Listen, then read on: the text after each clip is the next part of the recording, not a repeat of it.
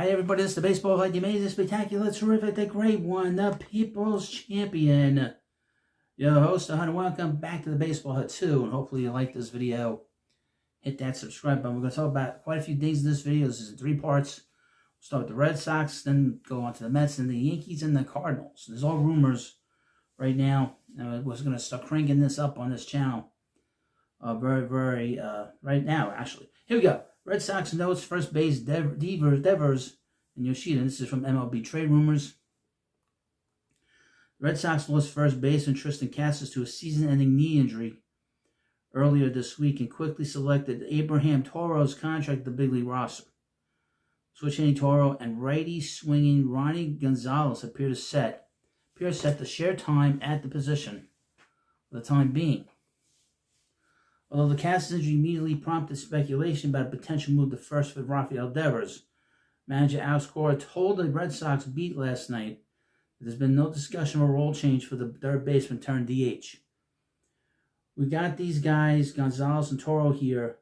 Toro's starting today, Cora told the press prior to last night's loss.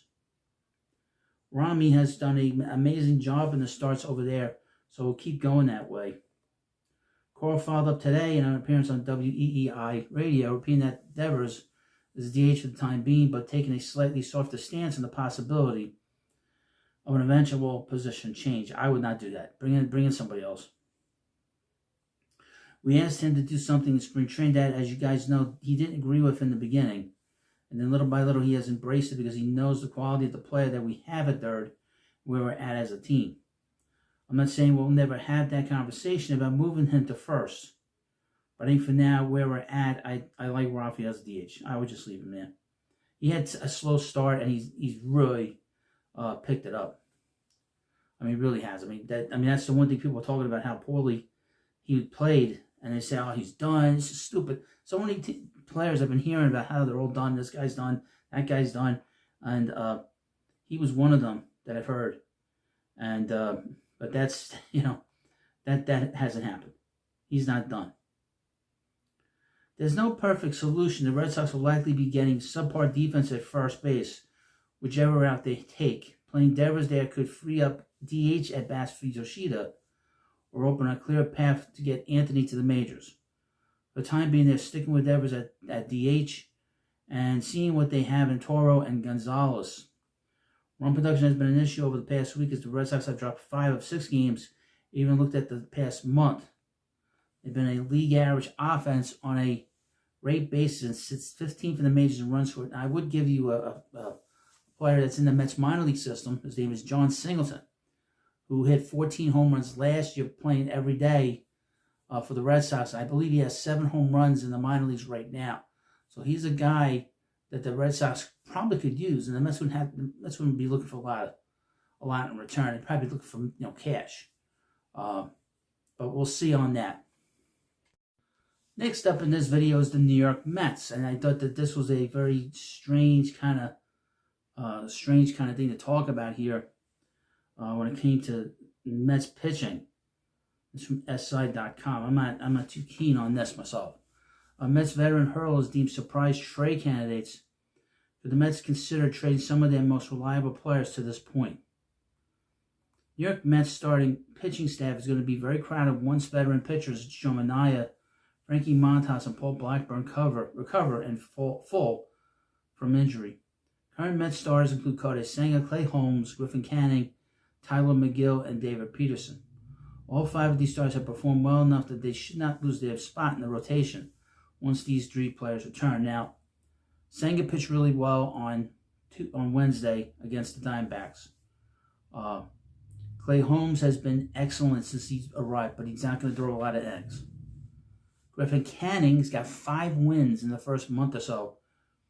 He should not be coming out of the rotation, although the Mets aren't getting a lot of length out of him. He's pitched rather well.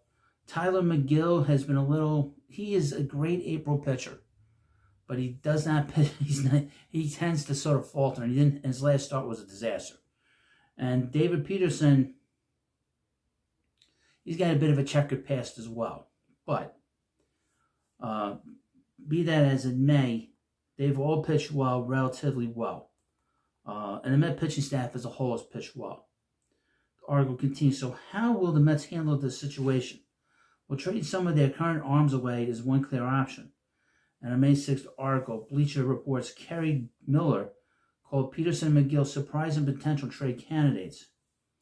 The expectation remains that both Minaya and Montas will return from their muscle strains long before the trade deadline, probably in June. At that point, the early saviors of this rotation would become rather expendable, Miller wrote. He later added, Peterson and McGill could be available for the right price, though. Now, I wouldn't mention about Tyler McGill. He has injury history. He tends to get hurt around May and June, and he usually misses long periods of time. Quote, the Mets might try to move Montas instead of Peterson or McGill if McGill stays high, which he hasn't. But his $17 million salary with a $17 million player option, 26 might be just about untradeable. Not a big fan of Montas. I wish the Mets hadn't signed him. Miller finished by writing, regardless, they should have several arms available, which they'll presumably looking to upgrade in center and at DH to put the finishing touches on what they hope is a championship puzzle. Now, they have two holes in their lineup right now. They need an everyday center fielder. Tyrone Taylor has done a good job, but he was only supposed to be part of a platoon with Jose Siri. But he's not an everyday player. He's a role player, which is fine. I think over the long haul, his warts are going to show. And then I don't really care for the Mets playing Jeff McNeil in center field. He doesn't look like he played it. In the short time that I've seen him, his range is just not there. And the DH spot, the Mets have gotten nothing. They got nothing out of Jesse Winker, and they've gotten very little out of Starlin Marte. My suggestion is that they put Brandon Nimmo as the designated hitter and find a left fielder and a center fielder. It's a lot easier to find those guys and productive guys than it is to get a DH and a center fielder. That's my opinion. And finally in this video, let's talk about the Yankees and talk about the Cardinals. The Cardinals aren't very good, and the Yankees need a lot of help. They've had some injuries, and they've got no production in certain spots. They're waiting for Chaz Chisholm Jr. to come back, but they could use some help offensively. But there's been a rumor around for quite a while, and the St. Louis Cardinals SI.com people have an article out. Cardinals-Yankees blockbuster trade rumors get definitive update. Will deal get done between the two sides? Now, I wonder what this is about. I haven't read it.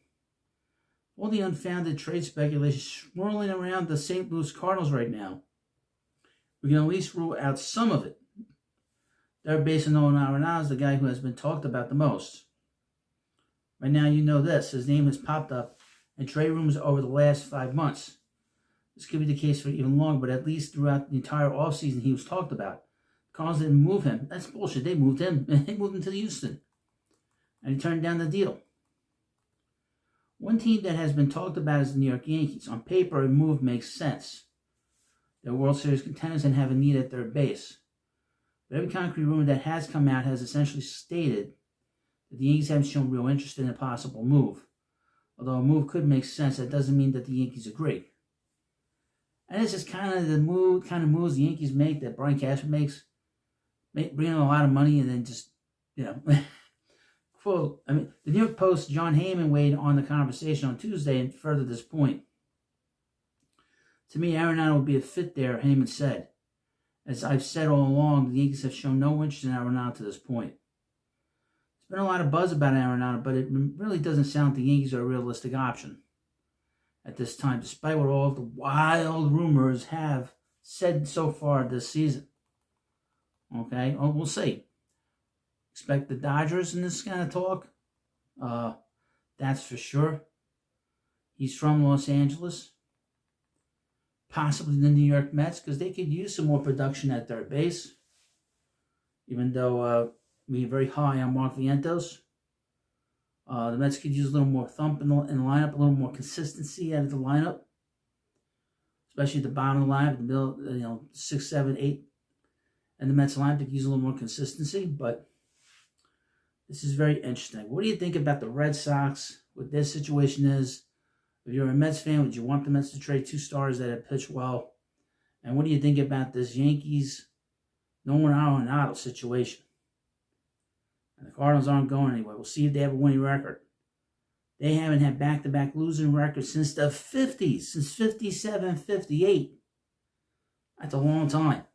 So, thank you for watching this video. And, of course, please subscribe to the Baseball Hut too. And I'll see you later.